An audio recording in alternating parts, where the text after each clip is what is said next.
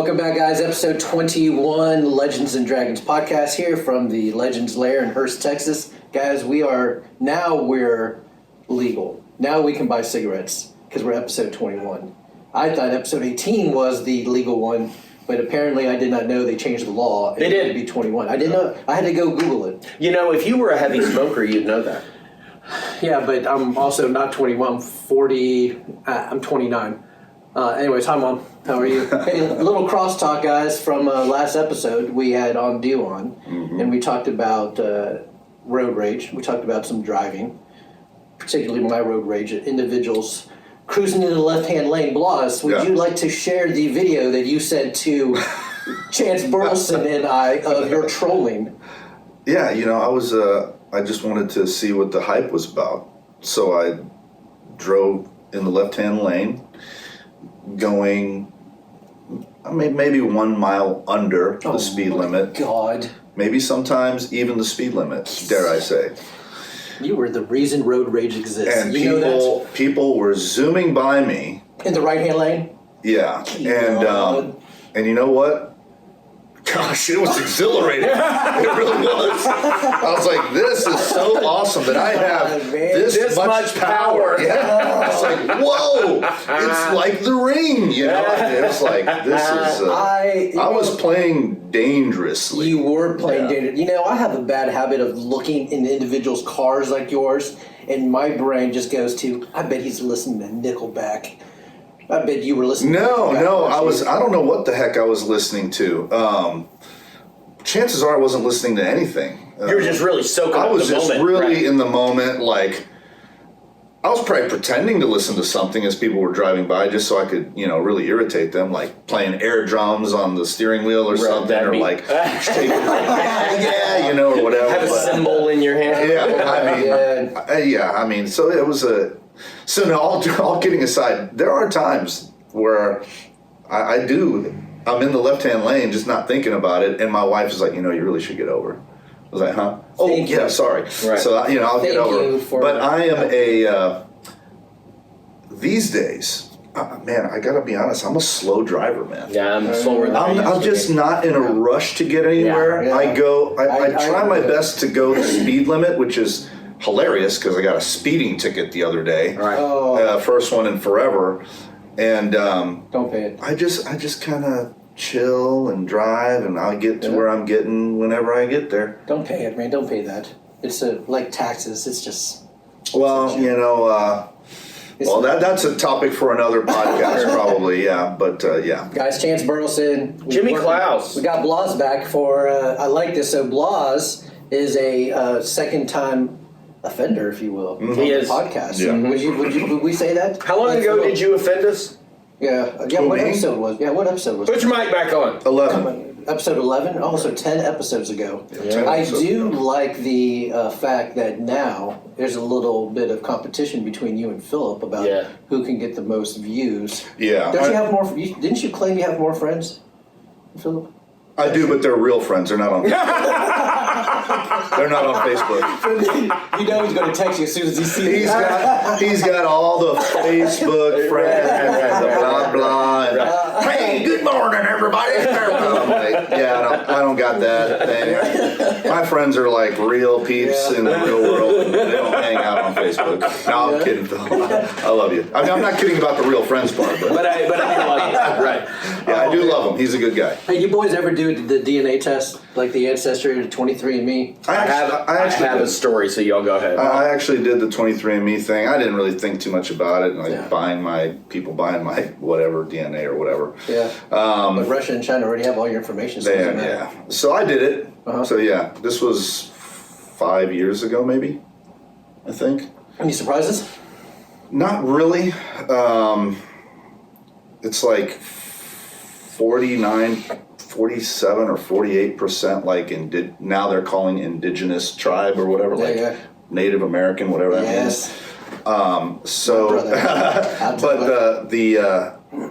the Indian ancestry, though, from what I understand, is from Mexico. Yeah. Like that's where a lot of that I guess DNA, whatever was citing, and it seems to be in line with what a lot of my family members have always said over the years as well. Yeah. And then the other half is predominantly European, like specifically the Iberian Peninsula, Spain. Okay. Yeah. So my test. We did the 23andMe. So Miriam, my lovely bride, my sainted wife, by the way, who I don't deserve. She doesn't even listen to this podcast, so I'm giving her all these compliments. She's smart. She is. Gives her that. Yeah, she is. But she does subscribe, so that's all that matters. Oh, there you go. Yeah. But anyway, there were some surprises there. I'll bring her on maybe, and she can tell about those surprises. She's not going to come on. She's not. God, I want her to. But anyways, for me, I'm like a legit mutt. Like I can any category. Like I'm 5.1 something percent Indigenous American from my mom's side. The same side. We could be brothers. We could be. So, I hope not, but we could be. Well, so here's the thing. So, and then of course we are. Anyway, so that's very hateful of you. I love you, Jimmy. Okay. So then we got the European side and stuff, but I have like a percentage like Jewish. Again, like a percentage of Somalian. And so when people try to make comments. So if you racists out there try to make comments, you're offending me. Yeah, you have a dog in the race of every race. Of every race. Right. And so then I go to work because at work there was a guy who was a card-carrying one of the tribes from Oklahoma. I don't know if it was Comanche, Choctaw. I don't know which one it was. So I went to work and I said, "How, brother?" And I said, "I'm tired of these white men who came to this country to steal our property and our women. I'm looking at you." Anyways. And he did. How did he take that? How'd that go over? Like a lead balloon? No. He agreed. Okay. And so then we entered it. He would always say how to me. So anyway, I got, just remember that. The 23andMe, if you haven't done 23andMe, the government has all your information anyway. Don't worry about it. If you're watching this from an iPhone, don't worry about it. They're tracking you anyway. So what's funny is I thought you were talking about like ancestry, like who is in your ancestry. I didn't realize that it like you were referring to I'm 97% Samoan. Which was a shock to me. So that 3% is really shining through then. It seems to be the dominant gene. No, I thought you were talking. Okay, so this is a great story. It's a little personal. But I have a tendency to be a little emotionally slutty. But it's not a secret, and I've told many people. But this is a great story. Okay. Because it's like a movie, right? So on my grandmother on my dad's side, on her deathbed, right? You remember that scene in Monty Python and the Holy Grail when he's like, "The Grail can be found in the castle." And then he dies? Yeah. Okay. So as she's dying, she says to my father, "Pat, I have to tell you something. Cecil wasn't your father. My grandfather. Yeah. Your father was..." No. That's a true story. That's all. Yeah, I know. And then she died without telling him. I'm sorry. That's one of the funniest stories I've heard. No, this has actually happened. And so, oh my God, thank you. Now, my dad's not a stupid guy. He had his suspicions. Like, they came and got him from the orphanage when he was 5 years old. Hey, so, family in a box. Here we are. It's your mom and dad, And, his grandmother had come and gotten him from the orphanage, and then his mom and dad came and got him from his grandmother. Yeah. You gotta understand, my dad was born in 36. Yeah. So if you were not nuclear, born in wedlock, like you couldn't do that. You couldn't do that. Yeah. And so my daughter's mother is obsessed with Ancestry.com. Okay. And so she got a saliva swab from Dad. Yeah. And ran it. Okay. And so we found out that we have siblings and everything that we did not know existed. Yeah. That it was some doctor back in the 30s that apparently was, a man about town. Sure. And of course, they're all gone now. Like, they're all gone. Yeah. So that's my grandfather.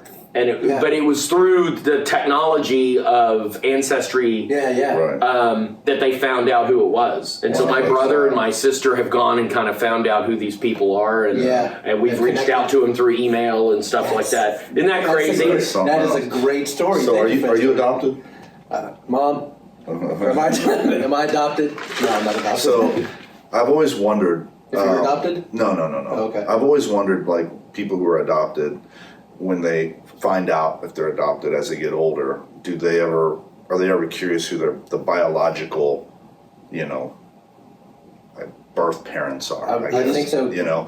So my best friend, I asked him this question years ago. I mean, we were still in high school, and his answer is still the same to this day. Yeah, what is it? He's like, no. Really? I have zero desire to know who those people are. Wow. I wonder why that and is. I totally respect it. He's like, yeah, the ones that matter are my real mom and dad. The one that put in the work. Who are, who raised me. Those are my real parents. That's my real mother and father. And you know what? I'm like, dude, that's super cool. That's awesome. Yeah. There's so Miriam is in these social media groups, and a lot of them are trying to find out who their biological mom or dad is. Some of these stories are sad. Like, they've reached out, but the biological mom or dad want nothing to do with a kid or something. I'm like, now I've seen some interviews, like just I go down the rabbit hole YouTube sometimes, and I just get curious.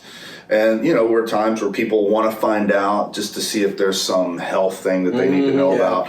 And and on the flip side of that coin, there's people who are being interviewed who are like, yeah, I don't really care what I've got coming. Whatever happens to me happens. Yeah. You know what I mean? So, I respect people who are just more along the lines like my buddy. I was like, dude, that's awesome. I think. Hey, so you're wearing this Free Hugs T-shirt. Yeah. Is it? Or did you leave out the word murder in front of hugs? Free murder hugs? No. Oh, okay. So I got this shirt when I was in Arizona. I went to visit a jiu-jitsu gym out there, and the guy didn't want me to pay a mat fee because a good buddy of mine owns the gym. So I was like, well, I'll buy a shirt. And I saw this one. I was like, oh, that's pretty cool. I'll buy it. And I love the way it fits. Yeah. But I wear it now. Like I think I told you. Last month, I think 7 random people asked me for a hug. Yeah. The first one was a guy at Tom Thumb. He was there with his son, and he was like, no way, free hugs?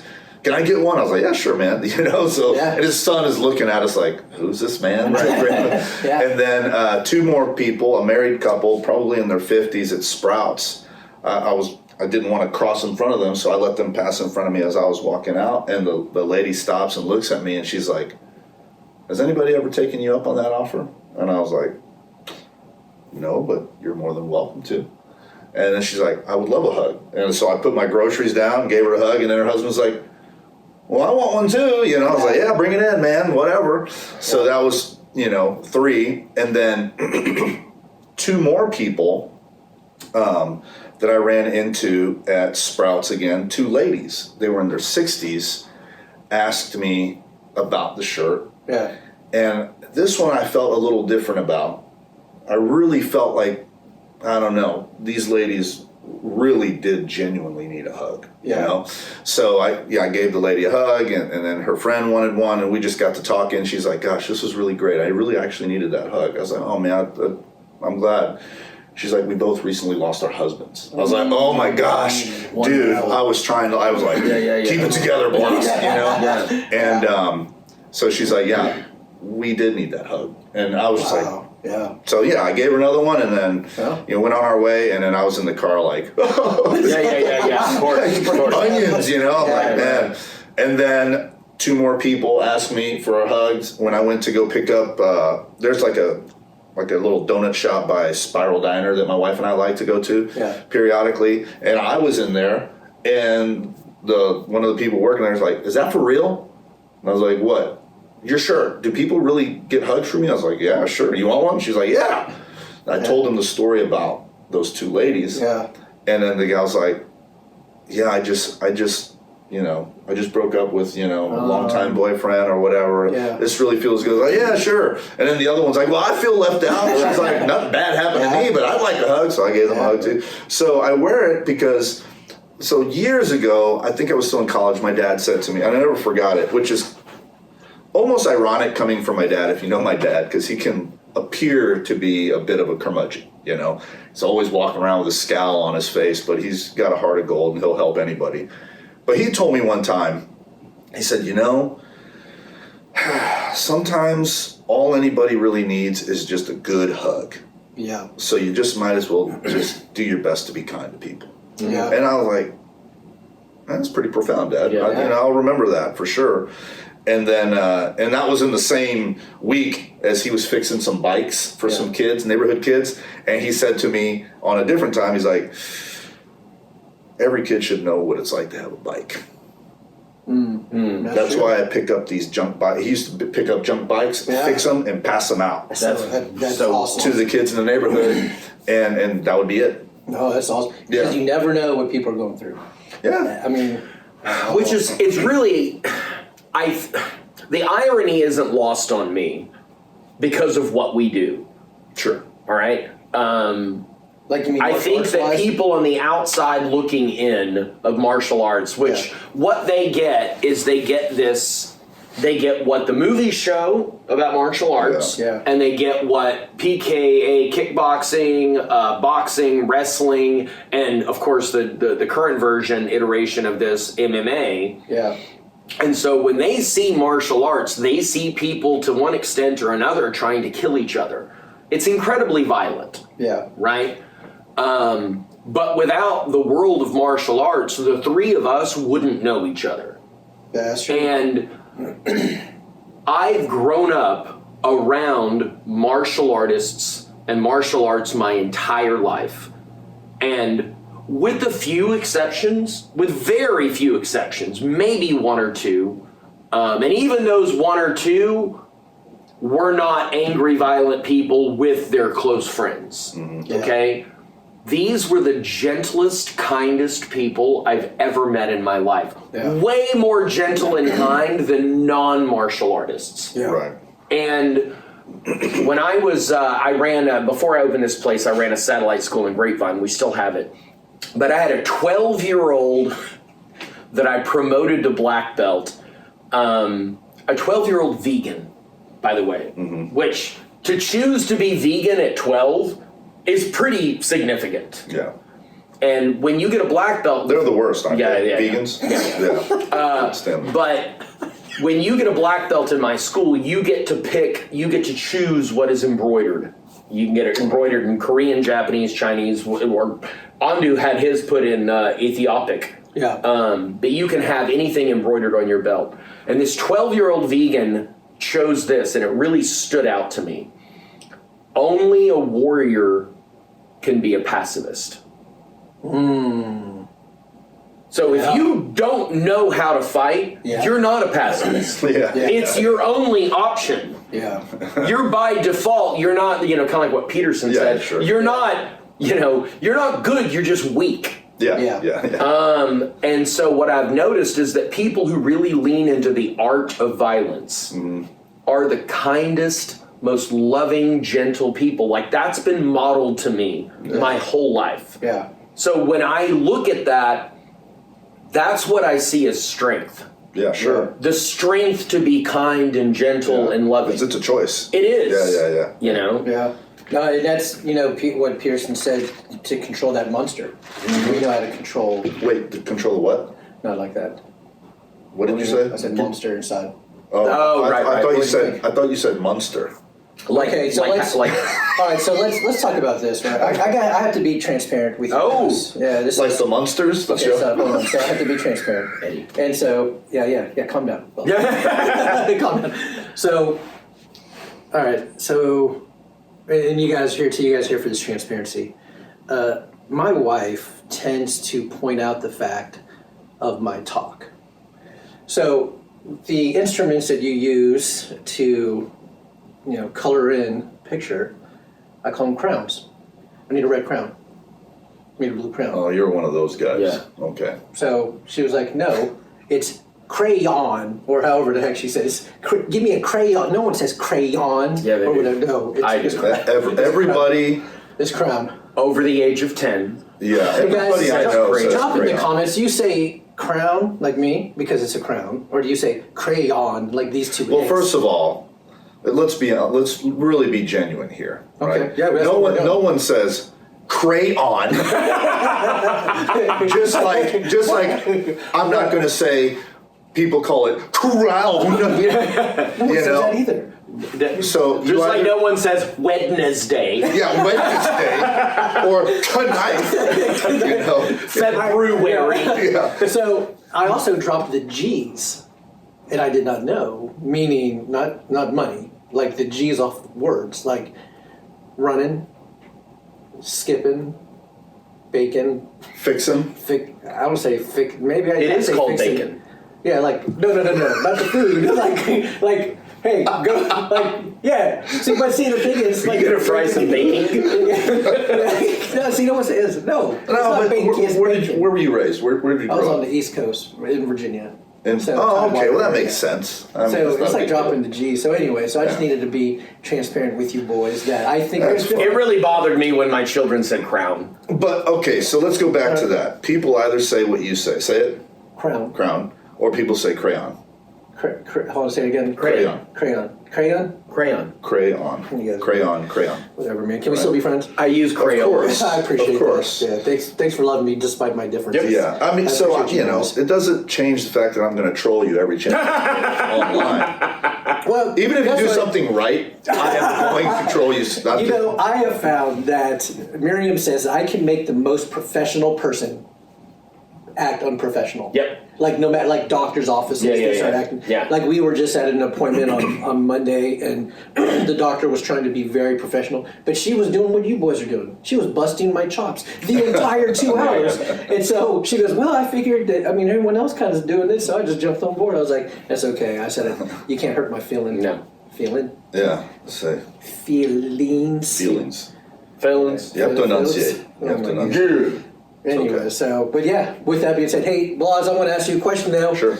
Because I do, usually we provide some of the talking points, so I appreciate you throwing some stuff out there this time, since this is your Well, second go-around. True, I just felt like you needed a little help because of, you know, you We say do need things help. like fix Sometimes it, it's scraping the bottom of the barrel. dropping the G. Live organ transplants. Your dogs, you know.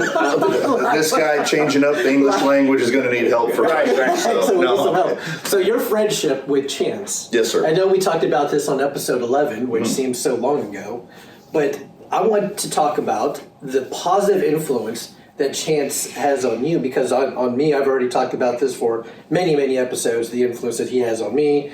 He's like an older brother, he's my mentor, you know, I can share stuff with him that I know is not going to get out, probably because he either forgets or because he's not going to know. Same thing, right? Same thing. He tells me stuff where he's like, Jimmy's going to forget about this anyway in about 3 minutes, so I'm not worried about it. But I want to know how he's been a positive influence to you. Well, with Chance, yeah, I've told him this a few times already. I mean, we haven't really been friends for very long, but man, it feels like we've known each other for decades. Right. We've known of each other. We've known of each other for a long time, but we've never met each other officially. And I think that, I mean, that's kind of rare It is. to meet somebody and feel this instant connection like you've just known each other for a long time. And I always respected him from afar, but I respect him even more now, you know, because seeing how he is with the people here in Legends, like I was telling Nikki just yesterday, I think, I'm like, man, it's weird. I don't even train here, but I feel like I'm a part of the Legends family. You are a part of it. Because I'm just like, people know me now. I walk in, you know, I'm paying for, I'm usually dropping some money off for him for my Friday classes or something. So, but I see how you interact with everybody, and I know he's not faking it. Right. Oh, you know? absolutely. He's not faking it. So, seeing how you've been with people and how you've been with me and my wife and other people and with Jimmy is a constant reminder to me. It's like, man, it's just so good to just be your honest self with people, you know, and just treat people good and have a good heart and seeing how he's been here has really kind of made me be more conscious. Yeah. When I'm out and about, like at Sloth, for example, I'm trying to, okay, what would Chance do? And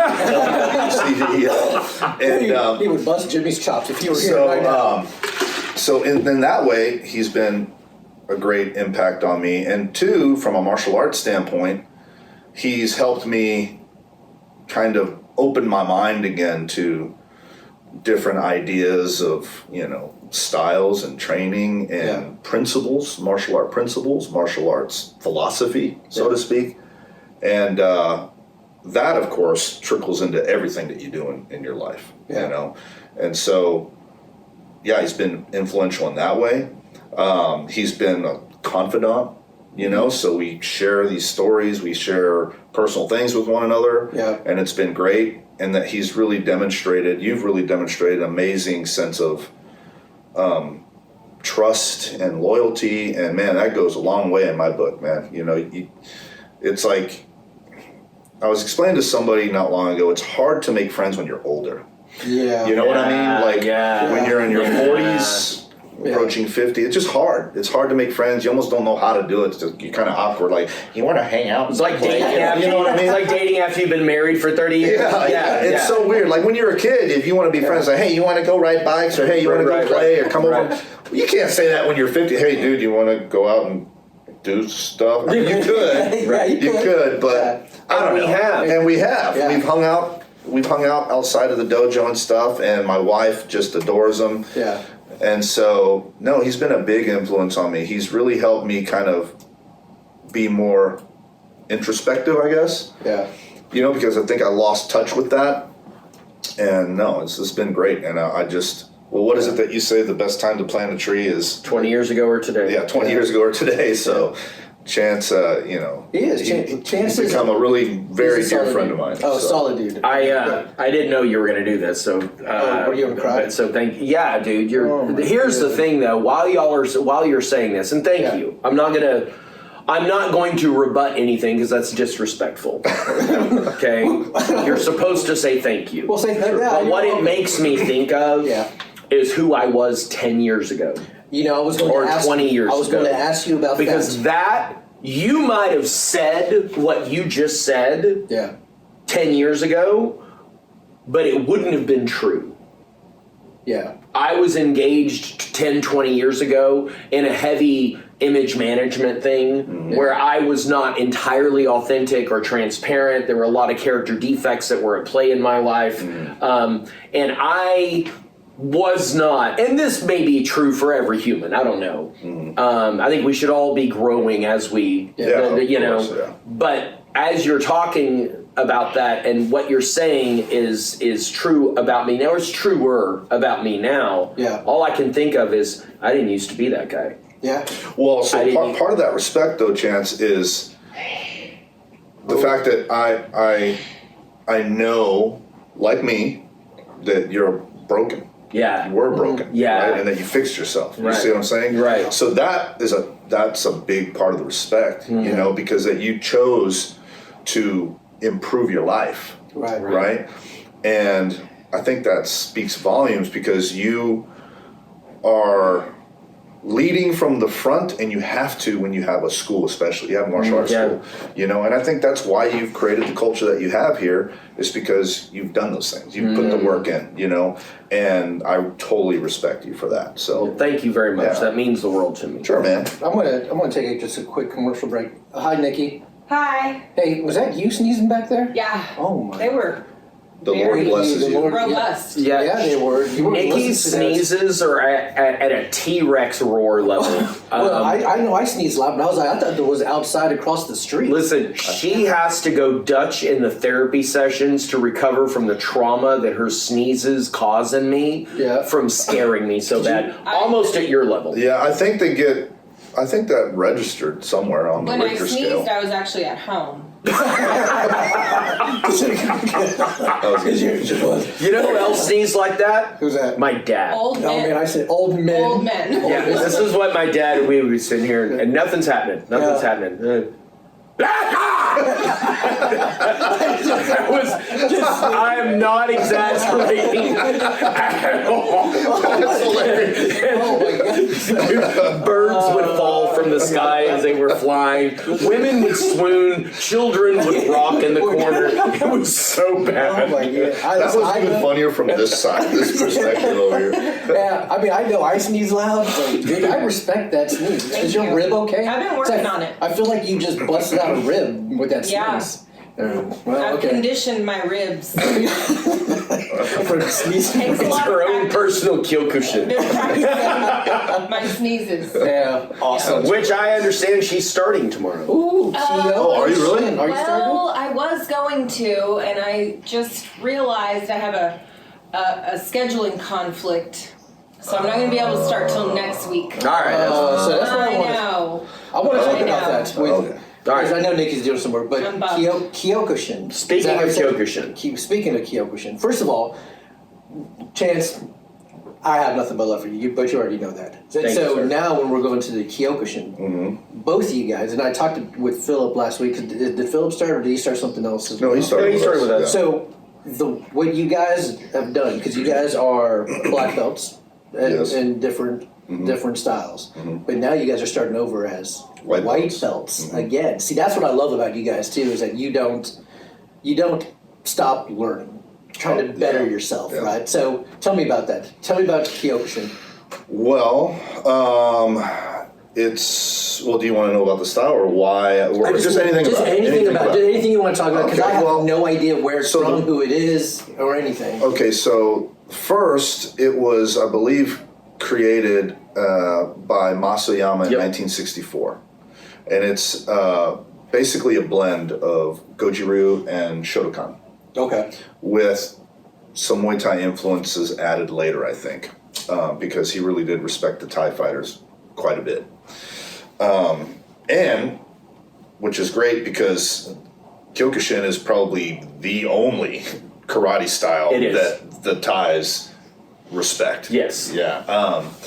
So I mean, I would classify this as a hard style, man. You know, there's no strikes to the head Okay. traditionally. Punches. Punches. Sorry, there's no punching to the head. You can kick the head. Okay. You can knee the head. You can punch basically anywhere from the neck down. Okay. You can. I mean, it's and you don't use gear, so there's no gloves. Okay. And I think now though that. Of course, if you want to wear some thin gloves or some shin pads, yes, Sure, yeah. you know, train safe and all that. But traditionally, there was none of that. Yeah. So, and there's a lot of body conditioning in it, you know. So, what I guess traditional guys would call kumite, like the fighting part of it, Okay. Yeah. Yeah. which also incorporates body conditioning. So when you say body conditioning, you meaning like We're standing in front of each other and we're like you trading guys off. just trading off blows Yeah. to the stomach and to the Kicks chest, to the whatever, legs kicks- and everything, yeah. Okay. And then, so it has three categories it's made up of three things, just like I think most karate styles. Most Japanese karate Yeah. styles have three components. Kihon, kata, and kumite. Okay. So Kihon would be more of the technical movements of, doing kicks and doing some punches and Yeah. blocks. Kata would be, Kata. doing a sequence of movements, right? Yeah. All progressing and from easy to more challenging. Yeah. And then kumite, anything related to fighting, Okay. right? So even the stances is, like a traditional, fighting stance. Right? So let me ask you boys. One thing we got Nikki here too. What made you decide now to do Kyokushin? So I've been wanting to do Kyokushin probably for, I don't know, 8 or 10 years probably. Okay. And there was a place in Fort Worth somewhere, but they did other things, and I wasn't interested in the other things. I wanted a pure Kyokushin style, right? Okay. And so I always had a lot of respect for Kyokushin karate. Kyokushin is a heavy influence on the Dutch style of kickboxing. Okay. So I just always respected it, and I always wanted to learn it. Yeah. And I haven't done any traditional martial art like this ever. Even my first black belt, I wasn't really traditional, even though we had traditional aspects. Right. It was more modernized kind of system of fighting. Yeah. So this is my first exposure to a really traditional martial art. So the bowing in on off the mat. That and the cues, the verbal cues, Right. the organization of the class itself. Yeah. All of that, even down to the uniform. Like, we have to wear a certain type of uniform. Right. You know? Yeah. And I absolutely love every aspect of it. Yeah. Now, Chance, what for you getting into Kyokushin now? What, just because you were either asked or I would love to give you a reason that makes it sound as well thought out as Blas. No, listen, just be real. I am going to be real. Because You know me. It's like this You know podcast, me. right? All right, so I have been training in Kali intensively for a few years, Yes. but for a long time I've been doing Kali. Yeah. I started Brazilian Jiu-Jitsu. I knew that I wanted to improve those two things because we teach those two things here. Right. Right? But I always wanted to do Muay Thai. My dad always wanted me to do Muay Thai. Okay. Okay?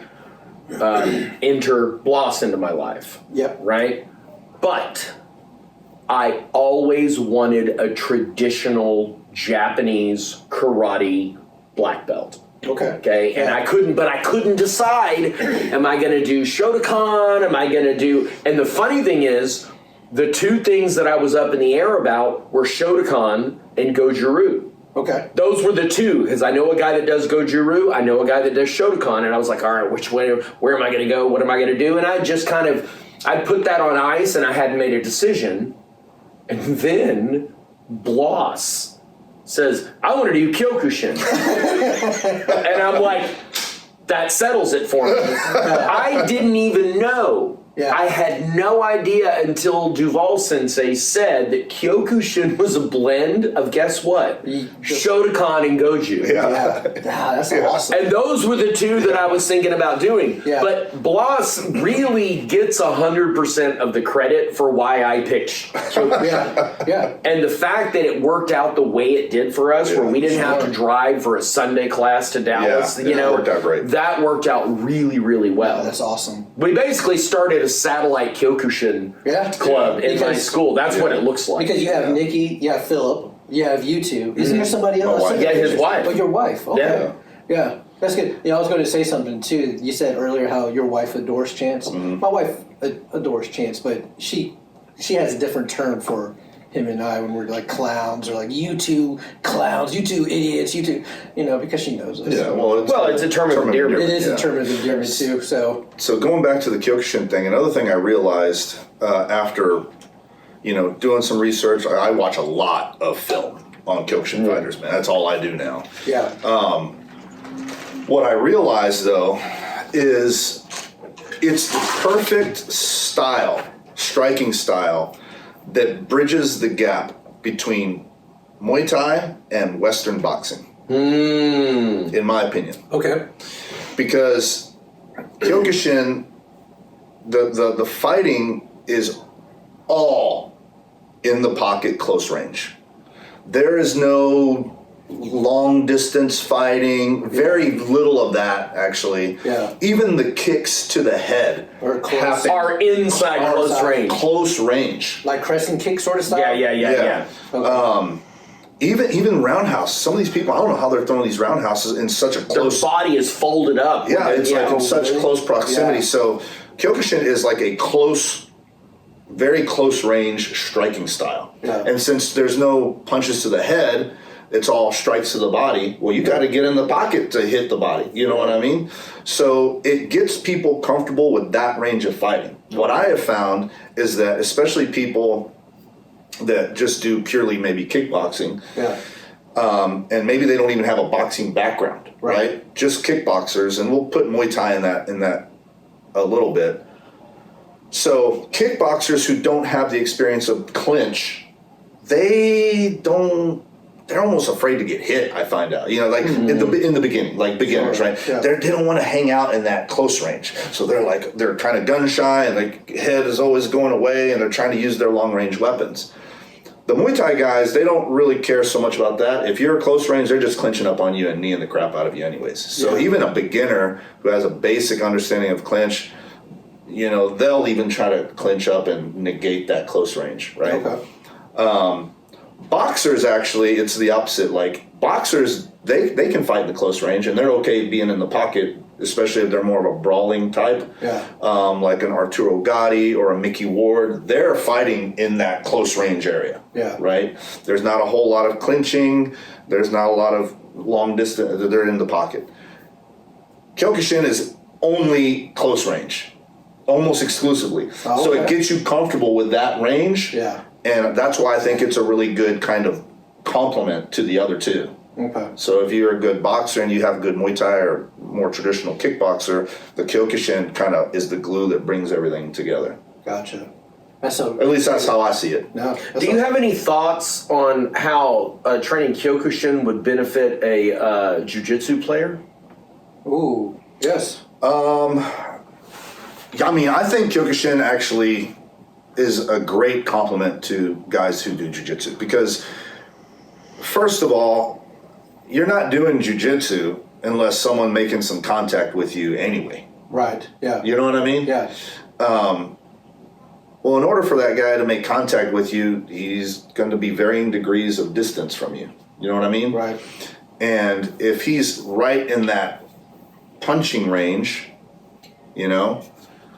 I think having that comfort level of inside combat, without, learning some more sophisticated styles, because Kyokushin is pretty straightforward, I think. It's not easy, but it's simple. Right. You know what I mean? Yeah. Right. And I think that's why I like it. It's simple and very effective, and it blends it with the Muay Thai very, very well. Yeah. But if a pure jiu-jitsu guy just wanted to do some other type of striking, I think Kyokushin would be a wonderful option for them. Mm-hmm. I mean, just because you don't punch to the head doesn't mean that You can't. you can't. Right. There's a lot of guys who've transitioned from the Kyokushin world into Pancrase in the early mid-90s, into UFC, and they're punching the head just fine. Guys like Boss Rutan, for example. Right. Yeah. He's a Kyokushin guy. Yeah. GSP, Kyokushin guy. The other thing that's interesting is that the kumite, the sparring, you can't punch to the head. Right. But look at the Kihon Waza and look at the kata. And both of those have punches to the head. Yeah. So it's not that they're morally diametrically opposed to punching to the head. Yeah. Right. They just don't spar that way, and I think for safety reasons. Yeah. Well, they do it because they wanted to, from what I understand, they wanted to stick as close to real contact as possible while training. Right. And you can't take You just can't. repeated knuckle shots to the head. Or to the face. Because both people are going to be screwed up and you're not going to be able to train for forever. You're going to break your hand, you're going to have... But you can condition your body. You can condition the body, and that should be part of your training anyways, especially for self-defense. Yep. Like, Deval Sensei was mentioning this. I didn't really think about it. He's like, you have to be able to endure, like, pain and some punishment, and you know what I mean? Yeah. Because when the poo-poo hits the fan, Right. and your body is not conditioned to take some punishment, Sure. You're going to crumble. yeah, you're just... Well, and that's why it's not good. Valdez and you in the plank position like to kick individuals, right? Because Valdez, he can it's funny. I can absorb those hits because we're just being conditioned. Right. Yeah. So even though, and I will tell this story till the day I die, which is getting closer. No, don't say it. It's awful. Jim Harrison said when he asked me what my best skill was, I told him that I can really take a shot. And he says that's not a skill. I beg to differ. I beg to differ as well. But when I found out that was a part of Kyokushin, I'm like, this is my time to shine. Because I take that to a fault. Yeah. Like I was in Mexico the last time I tore my ACL, which I've torn the same one twice. Yeah. I was in Mexico, and I had a wreck on a scooter, like a Vespa, not a motorcycle, not a but like a little helmet. I was very Italian, and And man. zitto, con niente, you know. So a taxi almost hit me, and I tanked. Oh no. So to not have an actual automobile wreck. Yeah. And I folded my knee up underneath the scooter. And I was going super fast as a scooter would go. Yeah. And I folded it up and I felt it snap as I wrecked. Yeah. I've got blood everywhere. Yeah. Right? And I get up and, dude, Mexican cars are stopping. Yeah. They don't. Usually. No, they don't. And they're like, dude, you know, step in. You know what I mean? Like, they're checking on me. And for some reason, I was compelled to stand up and act like everything was totally fine. Oh, and your knee. I was like, no, I'm fine. It's fine. And I'm bending my knee like this. It's all good. It's good. Go on about your business. You know what I mean? It's all fine. Yeah. And then I limped to the pharmacy, you know? There's just something, I think it comes from being, especially the way the karate was when I was a kid, that when I started, it was concrete floors, head stomps. Like, it was not on me, I was a child, but I remember seeing the blood on the floor in the karate classes back in the 80s that I was, you know, that I was enrolled in. Right. It was really, really rough. And I just, you know, you either quit or you get used to it. Yeah. No, I'm glad we don't do it that way anymore, but that changed me. Yeah. You know, the ability to take a great deal of punishment, I take that to a fault. Yeah. Because I don't stop when I should. Condition Like, I don't stop when I'm injured. Yeah. And I think that's another thing to point out. So, it's, you know, I'm sure I have friends and, you know, in the jiu-jitsu world, world and not in more the martial friends arts. than More friends than Philip. More friends. Real friends. I have friends that are in the martial arts community and not in the martial arts community. And when they hear, all they probably hear is karate when I say Kyokushin. Sure. You know? Yeah. So this is not, and not to poo-poo on point sparring. No, you know at what all. I mean? This is not point sparring. Yeah. You know what I mean? This is not. No, you're in there. It's not. It's not. You know what I mean? It is like. Yeah. You're in the ring hitting. Yeah. I mean, full power shots. Yeah. And I think it's super cool. And there's an event in a year. Ooh. Okay. That I think our sensei said, like in a chat. Yeah. He was telling people, next year let's take a team. And then he says, Sammy, get ready, who's actually a friend of mine who started in there, back up again. Yeah. And then, like 2 minutes later, Blas, get ready. I was like, oh no. So You guys just got called out. yeah, so I was like, okay, I'll do it. And then so I told Chance about it, and Chance like, I'm in. You know, Oh, my man, that's what I'm talking about. So in a year, that's our goal. We want to go and compete in Vegas at full contact Kyokushin. Oh, hey, babe, we're going. Well, she doesn't listen to this. I'm going to tell her we're going to Vegas. So anyways, that'll be cool. Well, let me ask you boys this, because I know that I have mentioned this before on podcasts, talking about black belts and if they make good instructors. And no offense. Normally there's an offense afterwards when people say no offense. I tend not to take health advice from someone who is overweight. I tend not to take financial advice from someone who is broke. Sure. Chance said that he was going to write a marriage book. I will write a marriage book or read that, right? Just because of experiences, right? Because of your experience. Well, no, if I write a marriage book, Yeah. you just do the opposite. Right. So, you know? but it's the same. Like in my mind, if I go to a school and the black belt, the head instructor is huffing and puffing and can't really do a couple push-ups, I'm like, okay, that's part of it. But what makes does a black belt though? Just because you have a black belt, are you a good instructor? Okay. Just because you have a black belt. Because there's a couple of different things. We can go on. There's a lot of moving parts. There's a lot of moving parts to this, and what you're talking about is actually has nothing to do with what I'm talking about. But it's part of it. You should make it part of what I'm talking about. I have seen very, very good jiu-jitsu practitioners. Okay. Fit as a fiddle. Yeah. And they are not a good instructor. They can't teach. They can't teach at all. And it's horrible. I would much rather watch I don't know, like mold grow on like old food or something, you know. It just, I can't do it. And I have experienced that very thing over the many years I've been training, you know. Now, I'm not saying that all jiu-jitsu instructors I've encountered are bad, but I have encountered a handful of them over the many years who should either learn how to become a coach, learn how to teach, or just train. Just train, be a competitor, go do your thing, and then when you can't compete anymore, go get a warehouse job or go do something else. Get a bunch of cats. And, get some cats and then keep training jiu-jitsu. Okay. Don't even attempt to teach. And we're talking about black belts, right? The black belts. Okay. I have seen...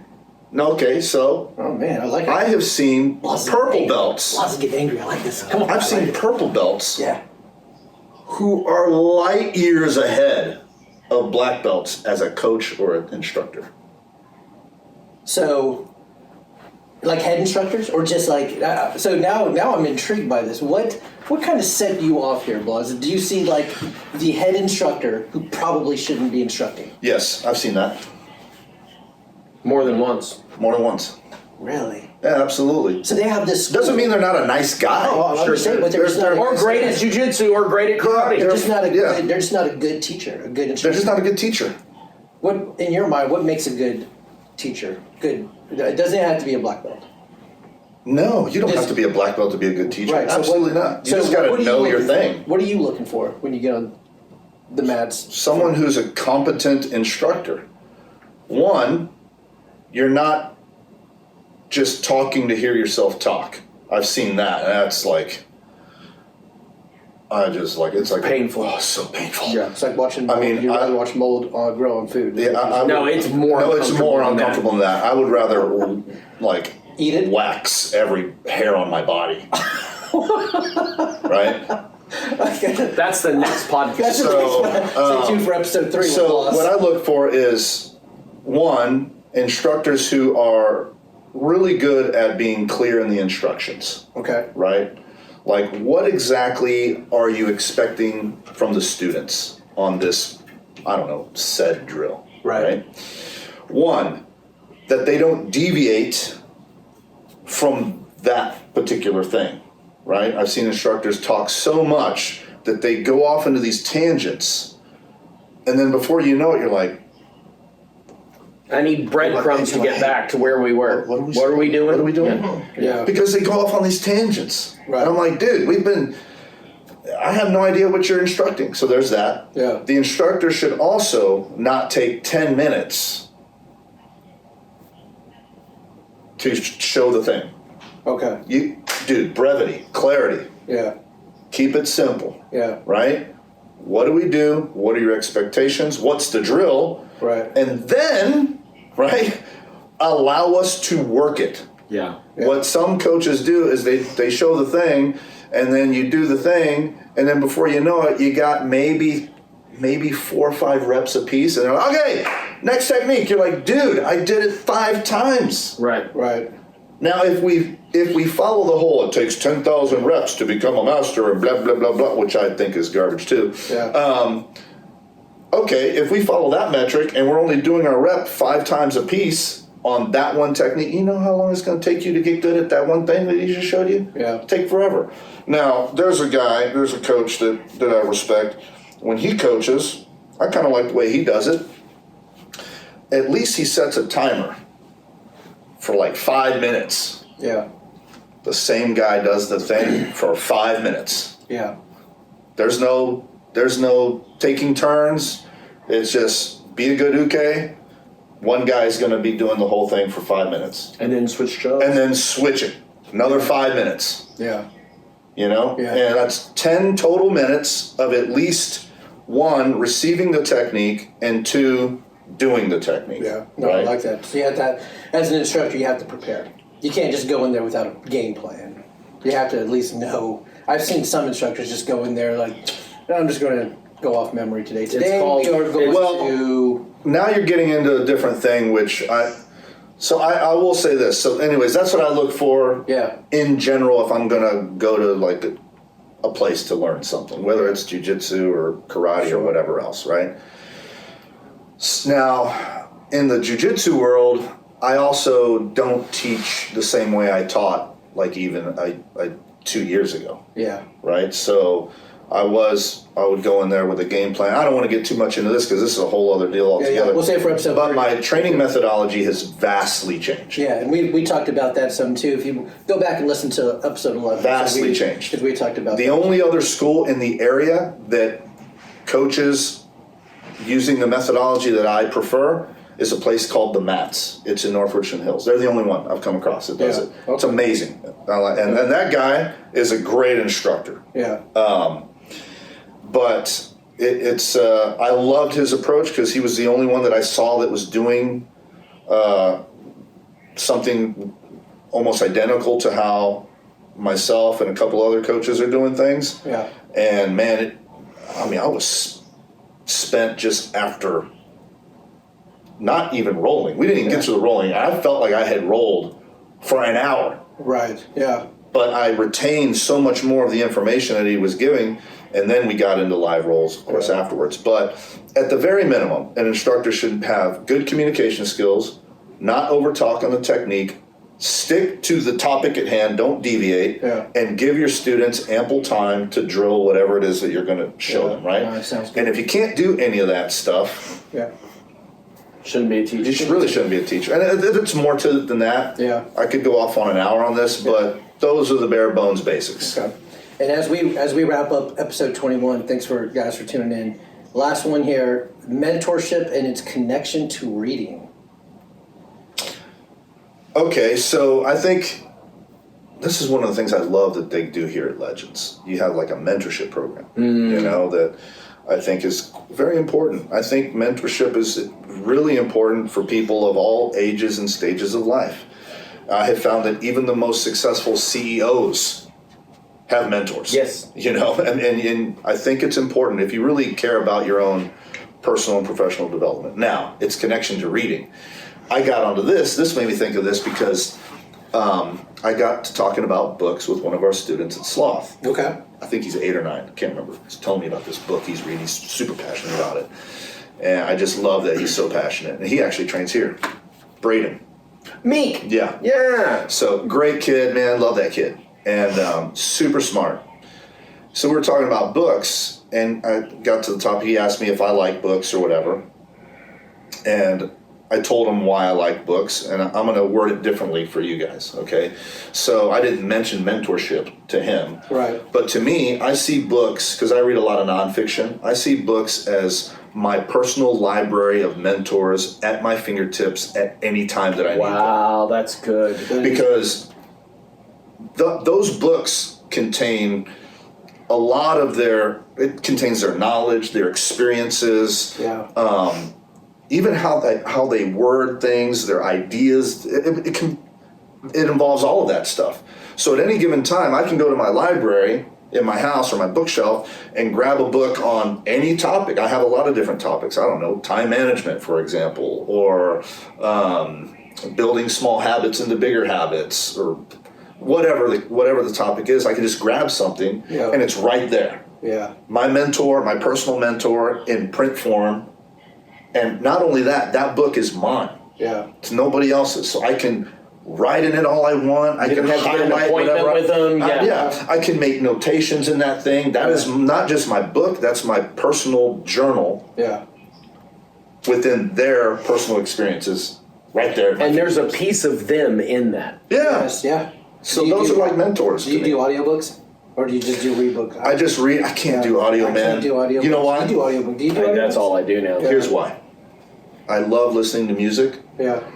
And if I have a digital device and I'm listening to audiobooks, I will be like a squirrel and go, oh, Black Sabbath. And now I'm no longer listening to the book. If I have a book and I'm just sitting somewhere and I have nothing, no digital stuff easily accessible, so I'm totally immersed in the book. So Taylor Swift? No. Horrible person. I thought you were no, a Swiftie. I thought you were a Swiftie. No. Oh, no. Okay. Taylor Swift makes music for people who pronounce the L's in tortilla. Do you do that? You seem like a guy that would do that. As we wrap this, hey, by the way, Blas, I really do. Blas is I know, isn't he great? Yes, he is. But as we wrap this up, Nikki, Yes. when you have a coloring book, how do you pronounce the instrument that you use to color in? Crayon. Oh my god. Yes! You know what, my Come on. son, who I grew from baby, Go on. he says crown. My man. Because- My man. Yes, Jimmy, children. You know what? You know what? People who say crown, I think they have outies as well, belly buttons. You know what? I did, and so I got it Yeah. fixed. Yep. I have an innie now. I had to get it. It's an umbilical hernia, by the way. Outies. Anyways, Blas, I appreciate you, man. Thank you You're for having me. awesome guy. Appreciate it. Guys, listen to episode 21. Go ahead and all Blas's real friends, go ahead and listen, subscribe, follow us, like us on Spotify, YouTube. They're not going to know they're not in the digital world, man. Well, go talk to them. Send them a letter or something. I'll do my best. Write them a letter. Anyways, guys, we appreciate you guys. Nothing but love. All right. All right.